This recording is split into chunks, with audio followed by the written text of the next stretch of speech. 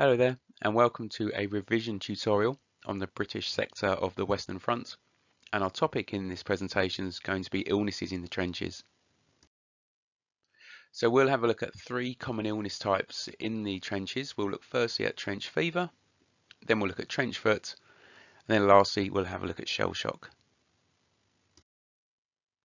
So let's focus firstly on trench fever. Trench fever was spread by the lice that infested the soldiers in their time in the frontline trenches. The lice used to live in the uniforms that the soldiers wore, and they spread in their filthy conditions with the lack of sanitation that the soldiers had to endure in their time in the front lines and also in the reserve trenches as well. Now the symptoms of trench fever are like having a very bad dose of the flu. So soldiers would have high temperatures and headaches, and muscle and joint pains, and would basically be put in a condition where they couldn't fight. And the impact of this on the army could actually be quite severe. In some places on the front line, up to 15% of men could be out of action at any one time. And of course, because it was like having the flu, it didn't just go overnight, so soldiers could be out of action for days and weeks. So quite a lot of work in the end of the war was put into preventing this condition. Now, a definitive link of trench fever to lice was only made late on in the war, in the final years of the war, and that increased the preventative measures that the army put in place. So delousing stations were set up when soldiers were called back from the front lines, and their uniforms would be very carefully laundered and fumigated and steamed. Bathhouses were set up, and lastly soldiers were allocated louse repellent gels to use. But what most soldiers simply did all the way through the war was to regularly pick the lice out of their uniforms, as you can see in the second photo, or run a flame along the seams of their uniforms to try to limit the lice that infested them.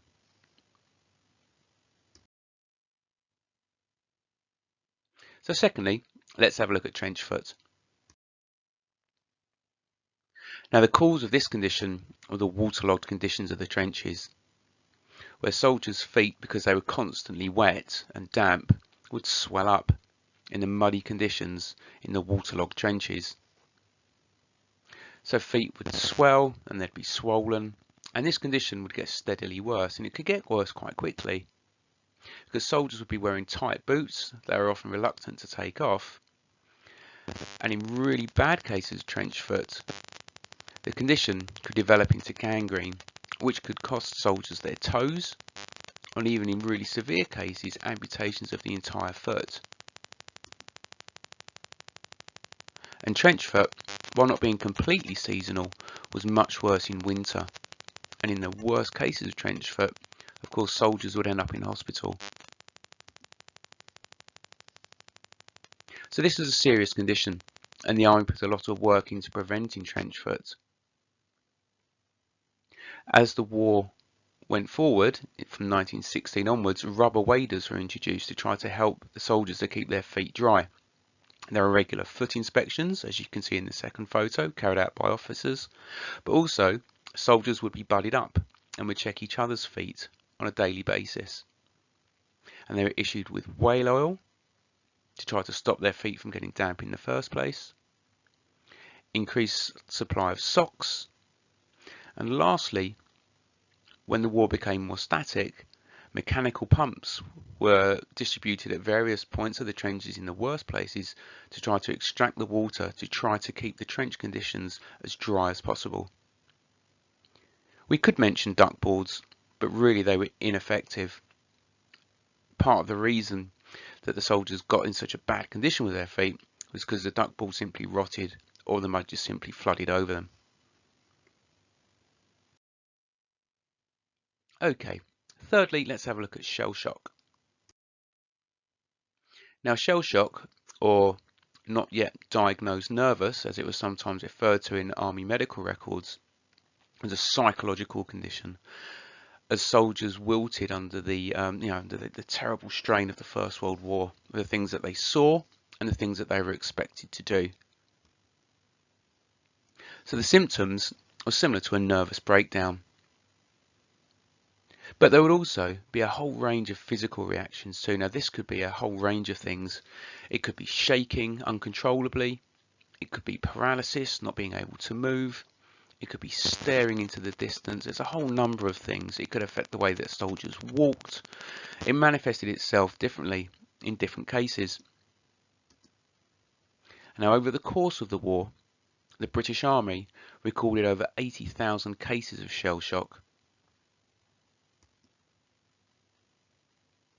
Now the prevention and treatment of shell shock developed over the war.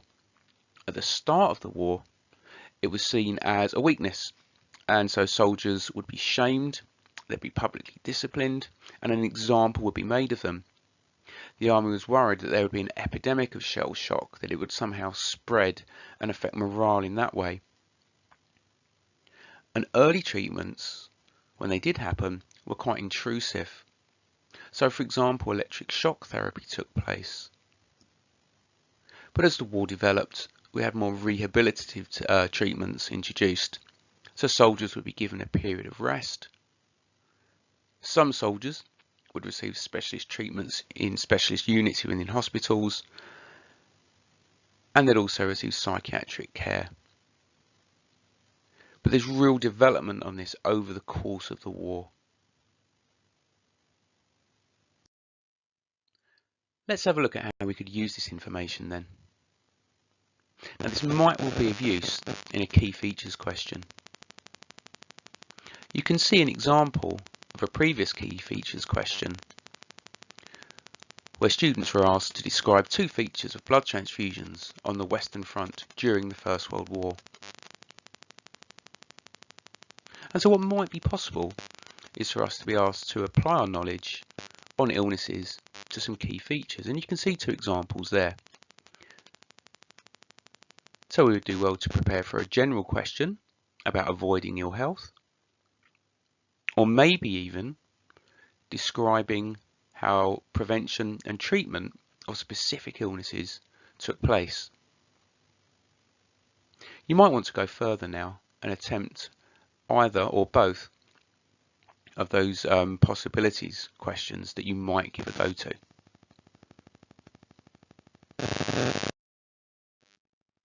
Okay, thanks for watching. There's lots of other guidance and revision videos on the CHSG History channel for you to have a look at.